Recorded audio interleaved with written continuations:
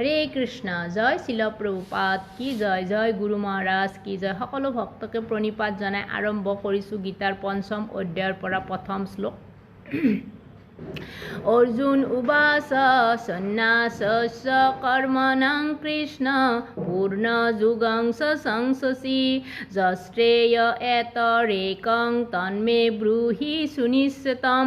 অৰ্জুনে ক'লে, হে কৃষ্ণ, প্ৰথমতে তুমি মোক সকলো কৰ্ম ত্যাগ কৰিবলৈ উপদেশ দিলা আৰু তাৰপিছত আকৌ ভক্তিৰ ভাৱেৰে কৰ্ম কৰিবলৈ ক'লা।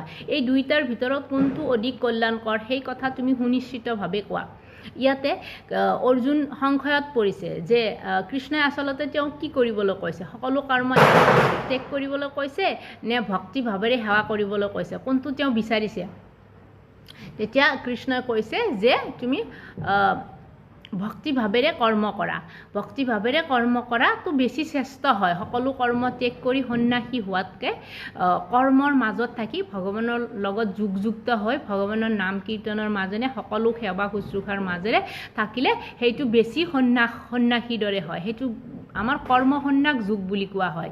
কৰ্মত থাকিও ভগৱানক চিন্তা কৰিব পৰাটো, আৰু সেইটো আটাইতকৈ কঠিন কাম। সন্ন্যাসী হ'লে আপোনাৰ ওচৰত জিম্মেদাৰী নাথাকে। আপুনি অকল ভগৱানৰ নাম ল'লে হ'ল, পালে আৰু খালে হ'ল আৰু শুলে হ'ল আৰু ভগৱানৰ নাম ল'লে হ'ল। কিন্তু গৃহস্থী এজনৰ ওপৰত বহুত জিম্মেদাৰী থাকে, ল'ৰা ছোৱালী, ঘৰ সংসাৰ, মা দেউতা, টকা পইচা বহুত থাকে। কিন্তু সেইবিলাক কৰিও যদি কোনোবাই ভগৱানৰ লগত সংযোগ হৈ থাকিব পাৰে, ভগৱানৰ নাম কীৰ্তন কৰিব পাৰে, ভগৱানৰ সেৱা কৰিব পাৰে, সাধু সংঘ কৰিব পাৰে, তেতিয়া সেইটো সন্ন্যাস শ্ৰেষ্ঠ সন্ন্যাস বুলি কৃষ্ণই ক'ব বিচাৰিছে। হৰে কৃষ্ণ জয় শিল প্ৰভুপাদ কি জয়।